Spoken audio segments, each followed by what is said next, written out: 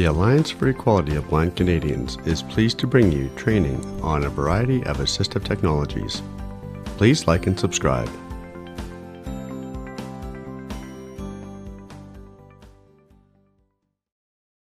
Good afternoon, everyone. This is AEBC's Tech Training Tuesday, and today we are pleased to be presenting our Android session part 2 with our presenter, Glen Sepke, who was with us the last time, and he's going to continue and talk about things like the Play Store and contacts and mail, and we'll just see what we get into today. So take it away, Glen. Okay, thank you for the invitation back. The previous session I went over a very basic what is Android, and then we did a quick overrun of the Play Store and contacts, and today we're going to go a little more into detail on those two apps. I understand mail and browsing are also of interest, so we can look at scheduling that later perhaps. So I'm just going to give you the 45-second version of what is Android in case people weren't here last time. Don't worry, I won't go on like 15 minutes. Partly cloudy day, 27 degrees Celsius. Sorry, I'll try and get focus off of the weather folder books, 4 more items. Maybe it's just me bragging about our temperature here today. Okay, so Android is an operating system. It's been developed since 2005. It's what is called open source, which means that any manufacturer can grab it and make changes to it. Therefore, we have many versions of Android running on many different handsets, televisions, tablets, all kinds of devices.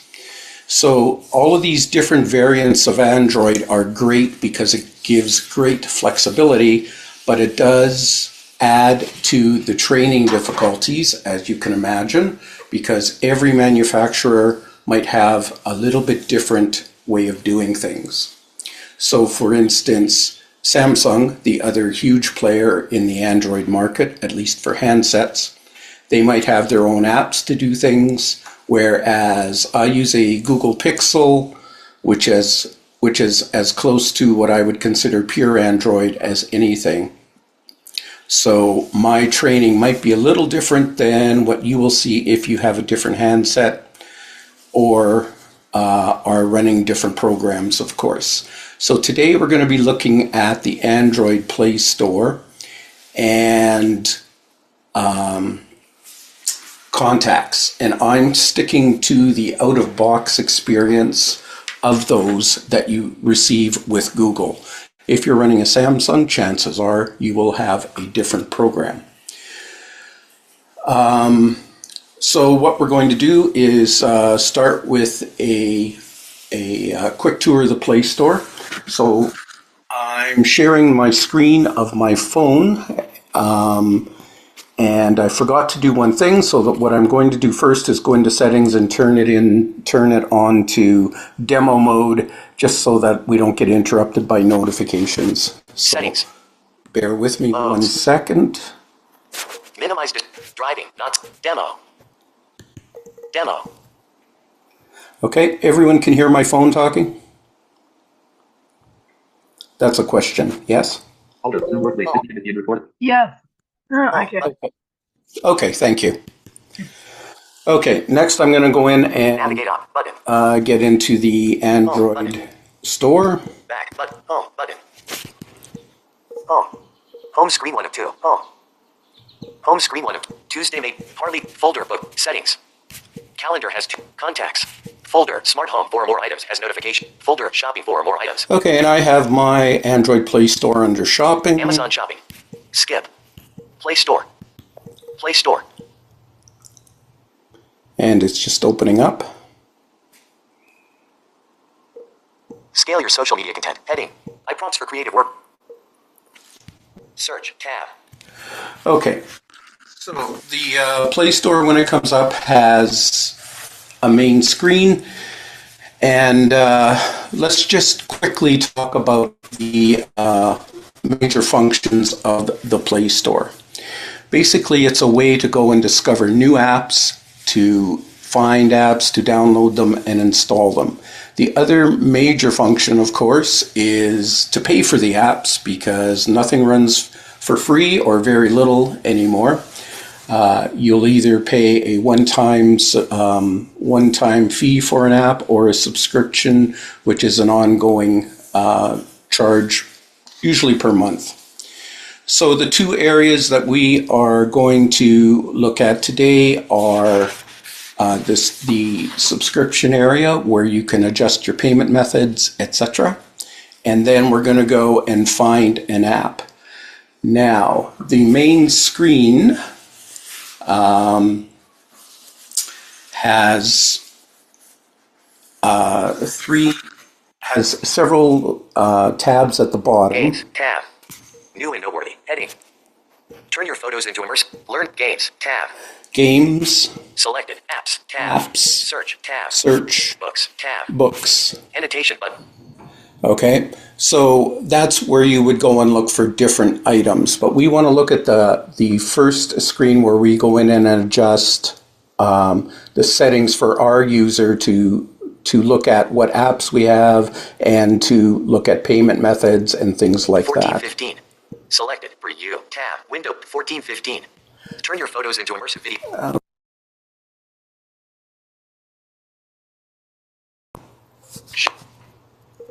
Sharing screen. 920. Bluetooth connected. Social media content. Heading. Signed in is Glen. Show notifications and offers for new. So the first thing on the screen is this: show notifications and offers. So Google, in its wisdom, based on your previous history and what it knows about you, will offer you things that or apps that it thinks you might like. Signed in is Glen Sepke, gsepke@gmail.com. Google One account. Account and settings. Okay, and then if you flick to the right, you'll see this signed in as, and then it's your Google account. In here is where we go to do administrative stuff for our apps and for our payment methods. So I'm going to double tap on that. Account and settings. Dialog. Join Google Play games. Track streaks, progress, and more. Okay, More so from Google Play. there's several options in here, but we'll just go look Switch at them. account. Expand account list. And decide Manage which your one Google we account want. button. So we can manage our account, Switch account. Expand account list. switch account. If you have more than one Gmail account, you can go in and change that. More from Google Play. Join Google Play games. Manage apps and device. Manage apps and device. We're going to take a little more detailed look at that one. Notifications and offers. 4. Payments and subscriptions. And payments and let's try it again. Payments and subscriptions. We're going to look at that one. Notifications and offers. 4. So I'm just flicking backwards to Manage the apps first and one. device. Manage my device. So I'm going to double tap on that. Play Store. Updates available. 24 updates pending and to install pending. Okay, so as you can hear, the first thing it tells me is how many updates are available. So far there's 24 with 2 pending installs. So if you clicked on that, you would go in and see all of the apps that have updates available. I tend not to update automatically. I tend to wait to see if accessibility has been broken on an app before I install it. So this is how I could control that. You're probably thinking to yourself, 24 apps requiring updates, that's insane. Well, it is insane because I have far too many apps on this phone because I do a lot of testing of different apps for accessibility, etc. So I do have a lot of apps on here. Update all button. So after the listing telling you how many updates you have, there is an update all button that you could click and it would just go away and do them all. See details button. Or you can go and see the details of each of the apps that's expecting updates. 91 gigabytes of 118 gigabytes used.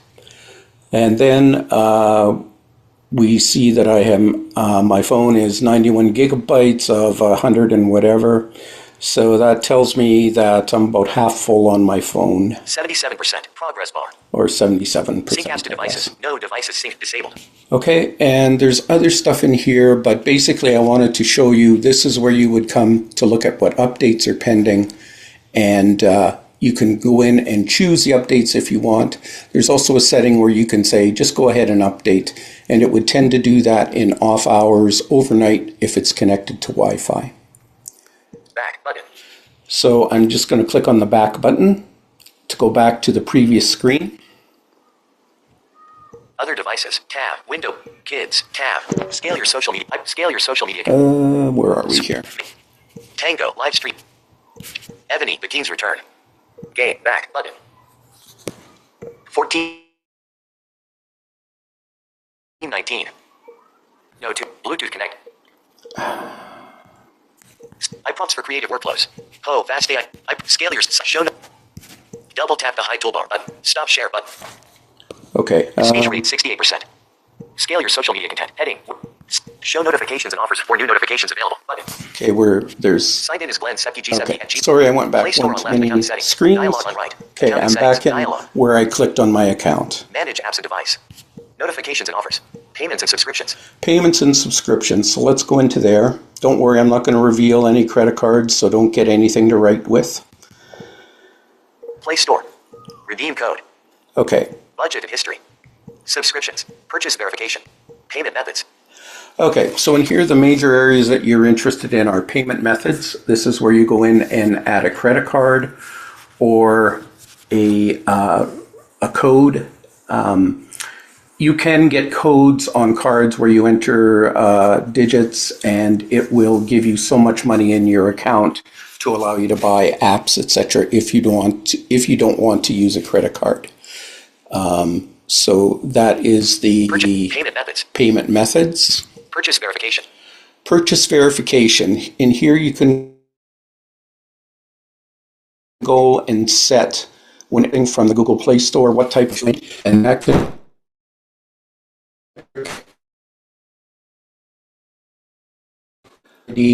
to the screen password that you use when you unlock your phone. You can set that, and you can also set a time to say only ask me for that every 30 minutes or every time. Again, it's totally up to you. It's very flexible in how we do that. Subscriptions. Now, subscriptions. This is where you go in and can control the subscriptions that you've bought into. So if you've bought into a subscription and you want to end it, here's where you go in and you can cancel the subscription. So when you go in, you will see a list of all the subscriptions that you currently have. So I'm going to tap on that just for fun. Navigate up button. Active. Google One. Google AI Pro 5 terabytes. Next payment $26.99 on June 3rd, 2026. Your plan includes. So the first subscription that it's listing up here is my Google One. I pay for Google One, which gives me a whole bunch of storage, 5 terabytes, which I'm not even close to using. The main reason that I pay for it is I do a lot of testing and playing with Google Gemini, which is the AI feature under Google. Tile, making things findable. Tile ExpressVPN, Google One, Google AI, ExpressVPN, VPN fast and secure. 12. So another thing that I pay for on a yearly basis is ExpressVPN. That is a virtual private network to, if I'm out of the country, I can use a VPN to make sure that none of my credentials or information is taken off of public Wi-Fi. I use that whenever I'm doing banking or whatever, if I'm out of the country or if I'm away from my home Wi-Fi. Okay, so that's just 2 of the subscriptions. In here, you would click on a particular subscription and it would give you choices to end it or to deal with it on an individual basis. So let's go back again. Button. Budget and history. Budget and history. That is, again, near payment methods. That allows you to go in and you can see what apps you've purchased or what subscriptions you've paid over the past history type things. Back button. So I'm going to go back one more time. Suggested for you. Heading. More options. Okay, so we're back to the main screen now. And so we're done with all the financial things or the things that you would do to set up. So now we're going to talk about finding apps and looking around for apps. All of these tabs at the bottom that we went through before. Selected apps tab. Games tab. Games. Selected apps tab. Search tab. Search. Books tab. Books.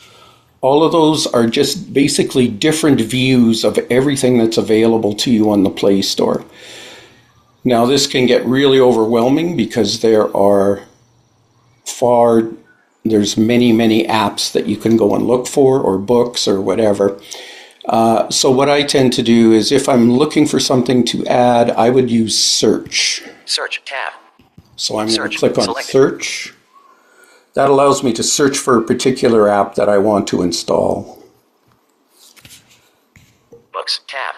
Okay. Search apps and games. Okay, so search apps and games.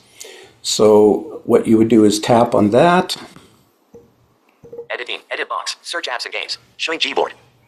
And we are now in a field where I can enter an app to go and search for. So just for fun, let's enter Seeing AI. So I'm actually going to be typing using my my little Hable 1 keyboard, just because I'm a lot quicker typing that way. S. Showing search suggestions. E. I. N. G. Seeing. A. I. So Seeing Sharing screen. AI, 1906. Keyboard hidden. Play Store. then it will come back Content with rating everyone. results. Downloaded 1 million plus times. Content rating every 0.5. Install button. AI phone calling voice translator. AI phone call. So the first thing it usually comes back with is a suggestion of basically advertising. Content. Download. Seeing AI. Install. Ask play about this app. Ask play about this app. List. Okay, so I just kept flipping till I heard Seeing AI, and it actually says that I do have it installed. So Open button. So if you have an app that you've searched for that's installed, you get an open button as opposed to an install button.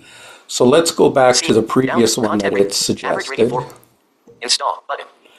And you can see that I have an install button here, so I'm going to tap on that.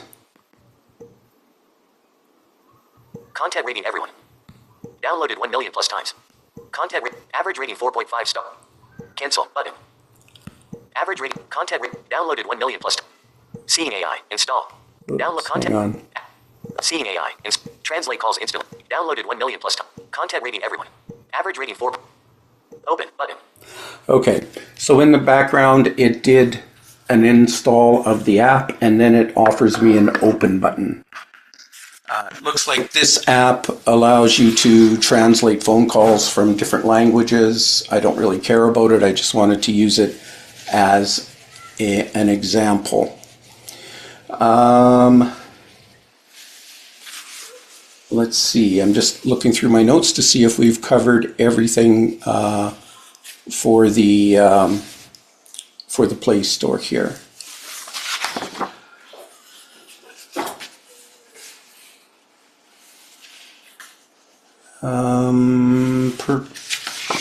Okay, we went over that. Okay, so finding and installing an app, I say the easiest way is to go through the search. If you really want to go through the suggested apps, etc., that all shows up on the home screen. But I really do find that overwhelming, so I tend to only go and find apps once I know the name of them, so that it cuts down the amount of apps that I have to scroll through. So those are the major points of the Play Store. Everything else is, like I say, is just different views into apps, games, etc. So why don't we open it up for any questions about Play Store before we move on to contacts? So if anyone has a question, perhaps Diana or someone could moderate to see if anyone has a question. This is Diana, and I was going to ask you, does the Play Store come already loaded onto your phone, or do you have to go on the web and download it from somewhere? It comes installed on the app once you open up the phone. Yeah, that's what I figured. Okay. Yeah. Thank you. So it's similar to the Apple App Store, whatever they call that. I can't remember anymore. Yeah. It's Pat. I was looking at the phone, and also I have the Orbit reader display. next to me, and I didn't see search, but I did see explore. So is that something that I would go into as opposed to search, or would I? No, No. Explore is something different. Search Okay. is one of the tabs along the very bottom of the Okay. screen. All So right. you're Thank you. going to see things like games, apps, search, and books. So you'd want to click on search along the bottom set of tabs. Okay. I saw categories, and then I saw kids and all those different categories and stuff like that, but that's not what I'm looking for. I'm looking for something on the bottom, right? That's correct, yes. Okay. Probably when you went in, it put you on the apps tab. So you're looking at different ways to look at all the apps in the Play Store. If you Okay. really want to go and find a particular one, the quickest and easiest way is to find that search tab. And then you click on search for apps or games, which is at the top of the screen after you click that tab. And then you'll be given an edit field where you enter the name. Okay. Thanks. I suspect if you press 456 chord, it'll take you to the very bottom of your screen, and then you can navigate. You should be in the tabs. Okay. At Yeah, I least would. that's the way it works with my Braille display. Yeah. And John I, has his hand up. yes, go ahead. Oh, on that subject, maybe a little bit looser than just searching. I've seen something called categories, and people might be interested in that because you can find the category, and at least when you see a list of things, it might be something you might be interested in. Yes, that's one of the on the main home screen. Yes, you can click on categories, so you're going to get different categories of apps. Things like I don't know, GPS apps or whatever. If you're not sure of a particular app that you're looking for, looking through the categories is a good way to at least cut it down to a semi-manageable list of apps. Yeah, I guess I was just thinking that was a way of kind of browsing if you didn't know what you're looking for, kind of a thing, right? So yeah. Yep, Okay. sure.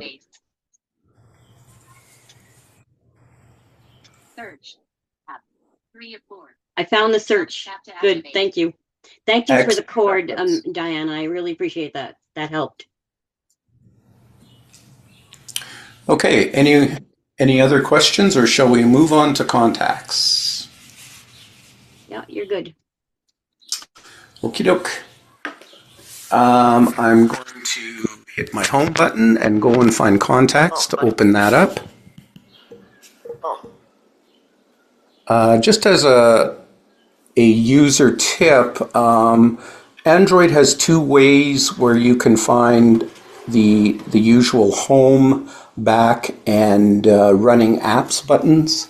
You can either do it with gestures where you use two fingers to swipe from either the bottom left or the bottom right corner, or straight up from the middle, similar to what Apple does, I think, for the home key.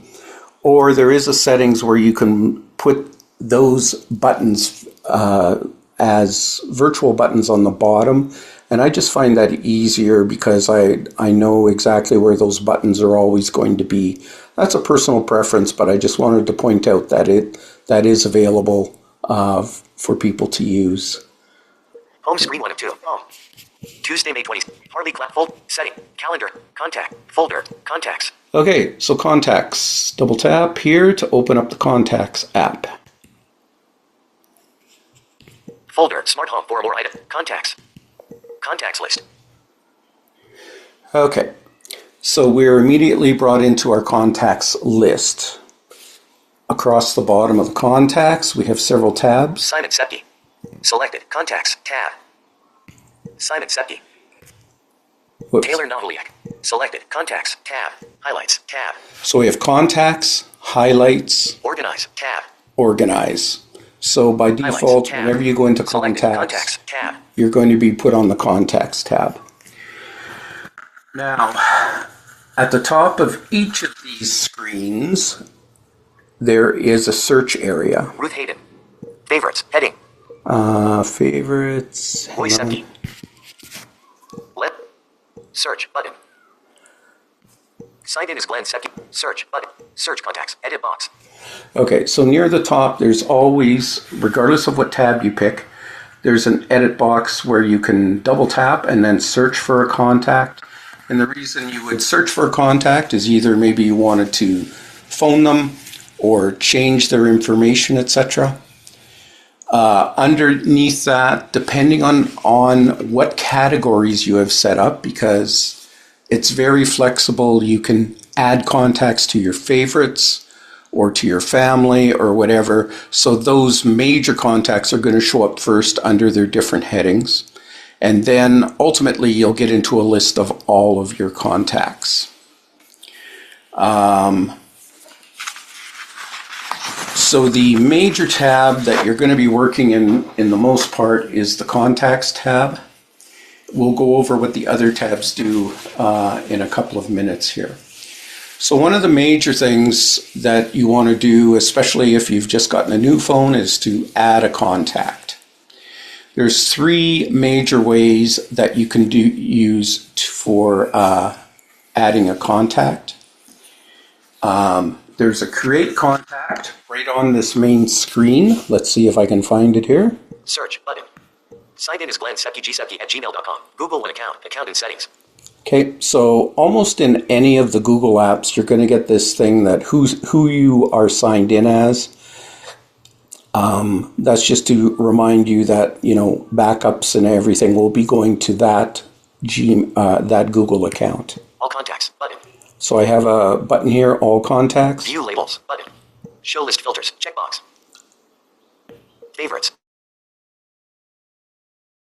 Heading. Alyssa Angelic. Alyssa Leslie. Phil Royce. Ruth. Cy Taylor. Ellipsis.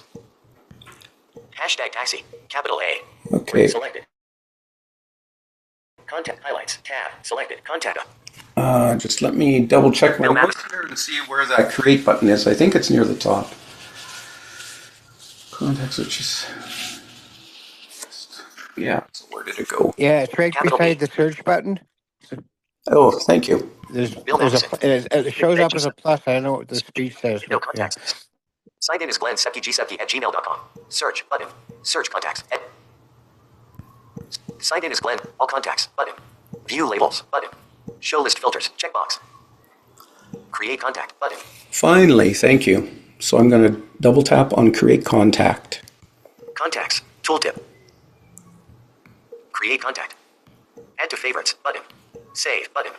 Okay, so beside the create contact heading, you had add to favorites and a save button. So we would go in here and adjust each of these edit fields. More options button. Picture and calling card. And then save it. So we have a picture or calling card. I think that's if you want to take a picture of someone and add them so that when you find them in the list, their picture will show up at the same More time. options button. Add contact photo. Add Add calling card.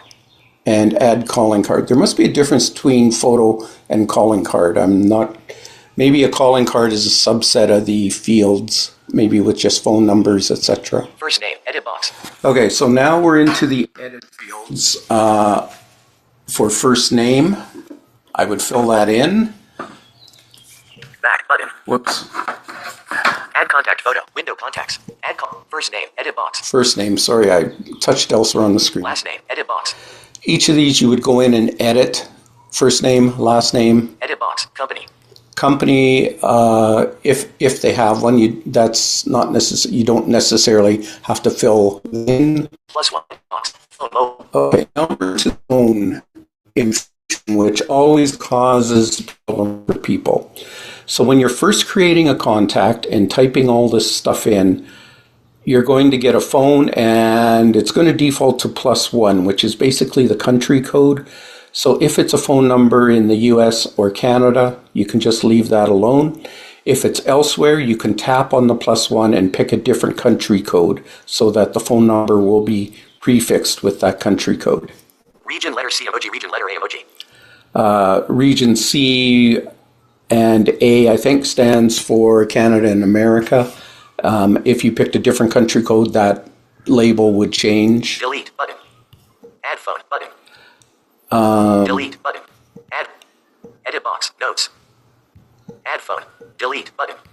Region letter C emoji region letter +1 edit box phone mobile. Okay, so on that +1 edit box, you would tap in there and you would add in the rest of the person's phone number, including the area code. So for instance, 204-555-1212. Okay. Region letter C emoji region letter A delete button. Then there's a delete button that if you had made a mistake, you could delete that. Next button, cell and a number. You would enter Sorry, numbers. Glenn, you're starting to break up. Okay. Maybe going crazy. Is this any better? Yeah, that's better. Okay. If the person has phone numbers, you would add phone name edit fields to add a second phone number. Delete button. Region letter C +1 edit box company +1 region delete add phone edit box notes. Okay, and then we're back to notes. So you could add notes about the person, and there's a whole bunch of add more info. Add more info. You could click there and you would get a whole bunch of other fields such as birth date, a whole bunch of stuff that you can either add or not add. So once you fill in all of the information, you would click the save button. First name, edit box. Which is back up near the more top. Option, picture and calling card. More option. Save button. The save button, and that would save the created contact into your list of contacts. So that's the number one way, or the first way, to go in and basically manually enter all of the information for that contact. Is there any questions about that before we go on to the next way to add a contact? Okay. The second way to add a contact, which I'm not going to demonstrate, is if a person sends you a contact. So someone, a friend, etc., has a contact that you want to share, they can share it with you via a text message, and it will come in as a text, and you would just click on the attached file, which would add it to your contacts. They can send it either as a text message or through a shared, like direct phone-to-phone sharing of a file. That's a little more of an advanced feature that we are not going to be going into today. The third way, which I find the most convenient, is if you get a call from a person, like on your phone, and you want to add them to a contact. This is the third way that is easy to add them to a contact. So I'm going to go out of contact. Home screen, Google search button, Chrome. Messages has one notification. Predicted add contact. Before we go out of contacts, Glenn, is there a difference between save and save to device?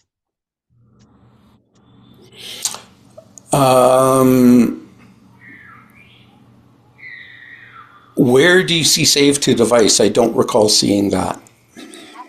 Well, I see save. Uh-huh. Where did I see save? Picture and calling card. Oh, gee. I don't know where I saw it. Sorry. Okay. It could be that if you're not logged into a Google account, save to device would be there. Otherwise, it saves it to device, and if you're logged in with a Google ID or a Gmail address, then it will back up all of your contacts to the cloud so that you have a backup of them, which is very useful if you're switching phones or your phone crashes. You can get that list of contacts back. Thank you. Okay. So I'm just going to go to my main screen here and double tap on phone so that I can find a phone number that phoned me. Phone. These days, it's mostly going to be Today, spam. heading. Lance Bell, mobile, answer call. Whoops. Today, heading. Quick contact, call Lance Bell. Older, 204-817-2031, answer call, Saturday 1305 from Manitoba. Okay, so there's a phone number that it obviously isn't in my contacts because the name didn't show up. Quick contact for 204-817-2031, button. So next to the phone number is a thing called quick contact. So if I double tap on that. Contacts. 204-817. Call. Message. Look up. Add contact. I could phone them back, I could message them, I could look them up and find out who they are, or I could add to contact. And that's one of the options that comes up after you do a quick contact. So I'm going to double tap on add contact. Drag handle. Now you heard it say drag handle. What this is, basically, Google has put up kind of an overlay over top of the previous screen that gives me all of the fields that we saw when we went to create a contact, so that I can edit those fields. Add to contacts. Add to contacts, that's the header. Add to favorites button. I can add it to favorites. Favorites are where I put like all of my family members, just so that they always pop to the front of all of my contacts. Save button. There's that save button again after we fill in the field. First name, edit box. First name. Last name, edit box. 204-817-2031, edit box. Phone, mobile. And because we came from the phone app, it can pre-fill the phone number. Region letter C emoji, region letter A emoji. Saving to device in Google, gsepke@gmail.com button. Save to device. There it is, Pat. Thank you. Save to device and gsepke@gmail.com. I think if I tap on this, let's tap on it and see what it says. If you want to change your default account, go to settings. Default, device in Google, 162 contacts gsepke@gmail.com. Device in Google, 0 contacts gsepke2@gmail.com. Close sheet. Device in Google, 0 contacts gsepke2 default. Device in Google, Okay, 162 contacts gsepke@gmail.com. By default, it's going to save it to both the device and your Gmail account. But if you don't want that contact to go out to the cloud, Device in Google, 0 contacts gsepke2@gmail.com. you could click the device only, which would only save it to the device and not save it out onto the cloud as a backup. Close sheet. That's what I believe that option is. Thanks for pointing that out. Drag handle. More details button. Add to existing button. Okay, and there's another button here because we're coming in with a phone number. If we say it was someone who phoned us from a different line, say their office phone or whatever, instead of creating a new contact, we could add this phone number to an existing contact. More details. Saving to device in Google. Region letter C 20 last name, first name, edit, save button. Add to favorites button. Okay. Add to contacts. Expanded drag handle button. So I'm just going to go back because I don't want to actually add this person as a contact. Contacts. Okay, so we went into phone. We found the phone number that phoned us. We clicked on quick contact and then add to contacts on the options that show up after that, which allows us to go and edit all of the fields. And then save it again either to the device itself or to the device and Google. So one of my favorite things to do with contacts is to give them a custom ringtone. That way when somebody phones me, I know who's phoning without having to listen to the caller ID. Sorry, Glenn, you've got a lot of noise in the background there. Okay, hang on. Must be the neighbors. I'm going to shut my window here.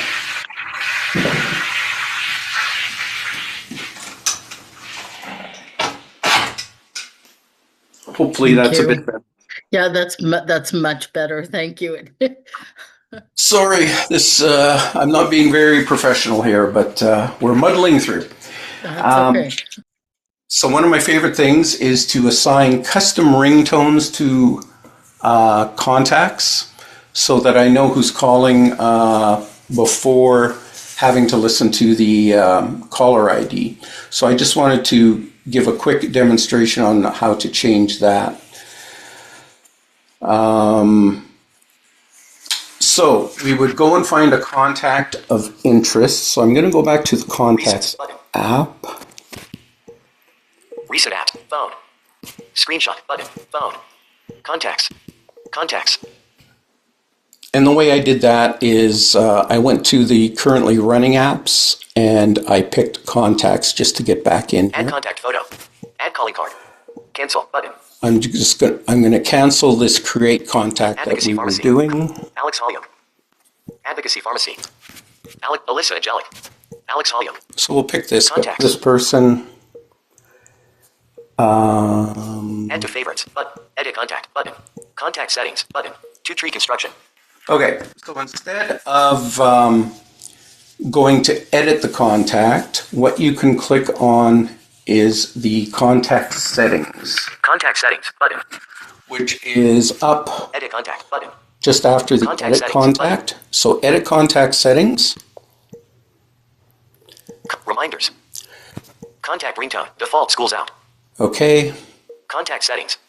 so we're on the contact settings screen, and this is where you can go and define a custom ringtone. Contact ringtone. Default schools out. So right now, this person's ringtone is set to my default ring, which is called Schools Out. But if I double tap on that, Sounds. I can go through different sounds that are available for different ringtones. Navigate up. Button. Button. Save. Button. This currently set. Default schools out. So it tells me what's currently set. Sound collections. And then I have a heading called Sound Collections.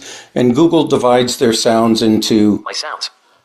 several categories, or you can add your own using Google Drive. We won't be going into that Pixel today. sounds. So we have a category called Pixel Sounds. Sound matters. Gems. These are almost like categories. Natural elements. So there's one here called Natural Elements. So let's go into there. Button. Natural elements. 12. Awakening. Busy bee. Okay, so there's one here called Busy Bee, and if I tap on that one, Busy bee. Cloud drip. Select busy bee. Awakening. Log drip. Back button. so you can pick whatever sound you want and then save it. So I just thought that I'd go over this particular option of contacts because it's one of the more interesting ways that you can go in and customize that contact so that you get the information that you want without having to sit and listen for a caller ID. You can set it up so the caller ID will be read out by TalkBack, so as a notification. All right, that's all I really want. Oh, the other tabs under contacts, again, are used to group people together as favorites or as family members or as contacts that can get through to you even if you have don't disturb on. That's useful for parents or for family members who, I turn off I put on do not disturb at night when I'm sleeping, but certain family members can still get through if you add them to that group. It's very flexible, but it would take, a very long time to go in through all of those options. So are there any questions about contacts? I'll do it.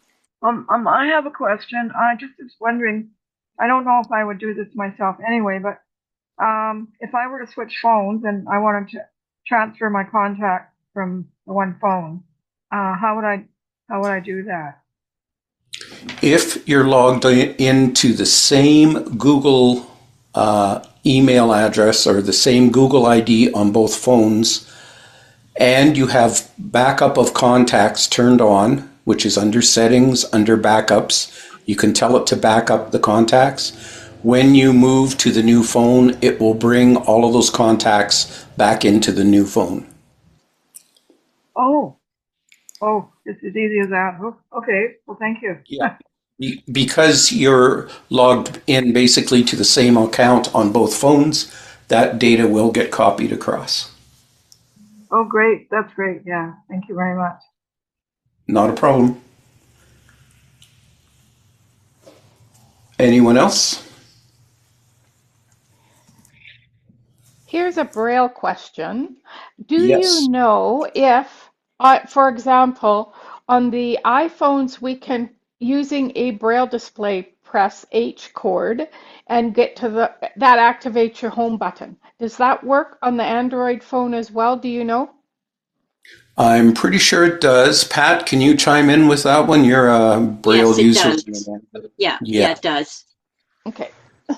Thank you. I don't think all of the commands are as robust as Apple, but they have really improved, especially over the last release. So I'm hoping that we get to the same level as Apple very soon. You can use chord B for backup or back, to the previous thing that you were on and things like that. I could find some of those commands for you. And I am assuming just like 1, 2, or 4, 5, 6 chord takes you to the bottom, 1, 2, 3 chord will take you to the top of your screen, because I navigate that way and if the one works, the other one probably does too. Yes, and to move forward by an item, I think it's a 4 chord, and back by an item would be a 1 chord. Yeah. It's all of the pretty standard Braille display commands that have been there since they were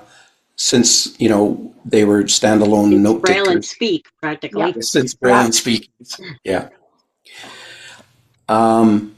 So if there's no other any other questions, if not, I just wanted to speak quickly about generality about Android, just the openness of it. For instance, all of today we've been using and talking about the screen reader that ships with Android called TalkBack. But there are 4 or 5 different screen readers that are available that are put out by different people.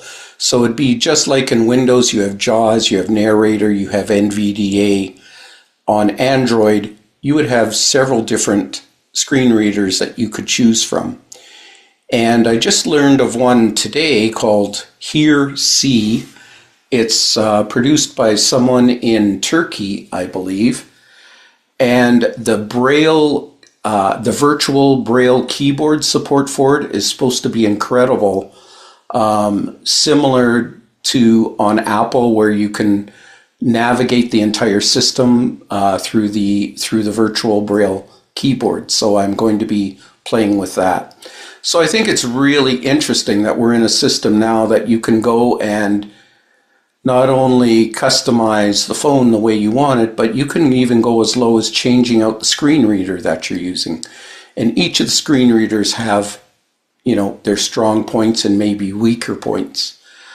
And this goes to my comment earlier of, with great flexibility sometimes comes complexity, because now if I was going to demo for someone, there's another factor. Well, which screen reader are you using, right?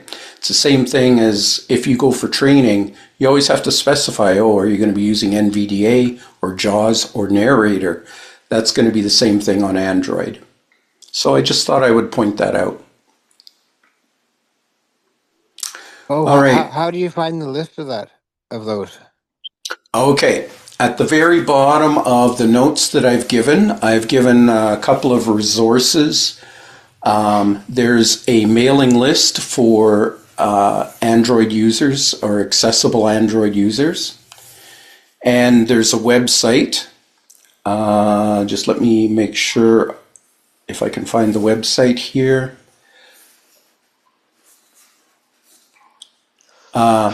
If you go to accessibleandroid.com, that is going to has a whole bunch of articles and information similar to Apple Viz.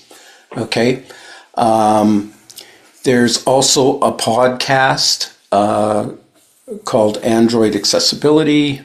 Blind Android Users. If you search for that podcast, they put out stuff every week where they talk about upcoming changes. They do demos of apps, and they speak a lot to the app developers. So it's actually a pretty good podcast. Wow, that's good. That's great. Thanks. Yeah. Yep. So I put that in the notes, so I'm sure that if you contact AEBC, they could send you out a copy of those notes to get that information. Anyone else? Okay, I guess I'll be talking with Diana to see if we can schedule one more before I I understand you guys usually break for July. So maybe we can fit in mail. Again, I guess I would go over Google Mail or Gmail as opposed to Outlook or the myriad of other mail programs you could use, because there's all kinds of possibilities. Anyway, I'll negotiate that with Diana outside of this, and we can take it from there. There Oh, might also be like reading a document, like bringing up a document and reading it kind of thing. If it's in Word or whatever. I don't know if that's possible or not. yes, it is. More complicated. It, as always, it depends, right? What format is it in? Right. And whichever format, you have several ways, and some are better than others. Right. The one that I'm really scaring away from is browsing, because it's very complex and it's so dependent, because Google remembers a lot of your history, etc. And the screens change so dramatically depending on where you've been before. So I'm trying to think of a nice way to make that a little easier. Because I know that was one of the requests too, was for browsing. Quite honestly, I use my phone for browsing the web as a secondary choice. I will always go back and use my laptop for that. Right. Oh, one thing I heard about is when Android 17 comes out, you're going to change the whole way you work, because the AI is going to take over everything, and apparently you don't have to do anything. You just ask it, it does it apparently. But that's what I heard from a video I've seen.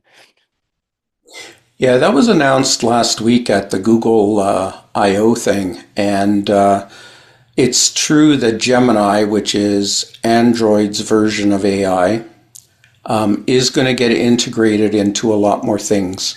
So far, it's been integrated into the Home Assistant, or I'm sorry, the personal assistant, the one that we used to say, "Hey Google," and talk to it. Now, when you say, "Hey Google," you're actually, oh, oops, you're actually talking with Gemini, so you're talking to the AI version. And it was pretty rough there for a while, but they have ironed out a lot of the problems. I have a question. I tried to open Google Chrome the other day on my phone, and I couldn't get an actual website. There's a bunch of tabs. It's too bad the tabs don't close automatically when you close Chrome, but I guess they don't. At least on That my. was, yeah, that was one of the issues that I kind of looked at. What I need to do, but I didn't have time before this presentation, was to go through the settings on Chrome, and I'm sure that we are going to be able to customize it to make it a little more manageable, like get rid of those tabs or automatically close them, or only keep the ones that you explicitly tell it to keep. Because you're right, sometimes that list of tabs takes over and it's hard to find even where to enter the web address. Yeah, that's the problem I'm having. Mm-hmm. Yeah. About once a week, I go and take my delete all my Chrome tabs, but I'm sure there's an easier way. I just go in and I just clear, and clear them all. Mm. Yeah. I, But that's not very efficient, but that's what I do to get rid of them out of there. yeah, I'm hoping that there's more of a nuclear approach to get rid of them. Okay, I think we've hit time here. Are there any other questions or concerns? Hopefully you found at least a little bit of interest today. Like I say, it's because of the many variations that are out there, but we're doing what we can. All right, I guess I'll pass it back to you, Diana.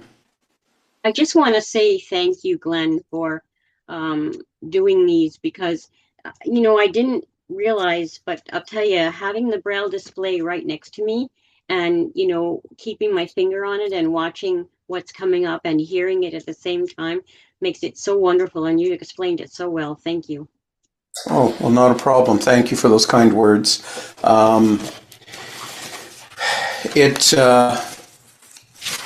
My training style is different in that I'm not going to tell you things like swipe 7 times to do that, to do a particular thing, because number one, there's no guarantee that that's going to continue to be 7 times.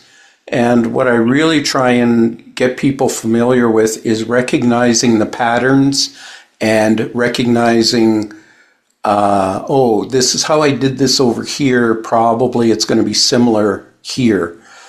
So that's why I drew the parallels between the create contact, the quick contact from the phone, so that, you ultimately you get there in different ways, but it'll start to look familiar.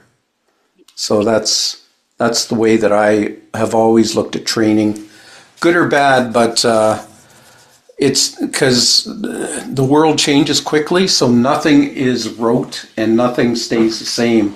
So you almost have to really recognize patterns to figure out how things are working. This is great. All right, Diana, anything else, or are we done? Whoops. Double tap to activate. Double tap and hold to long press. Have we lost Diana? Use tap with 3 fingers to view. Maybe.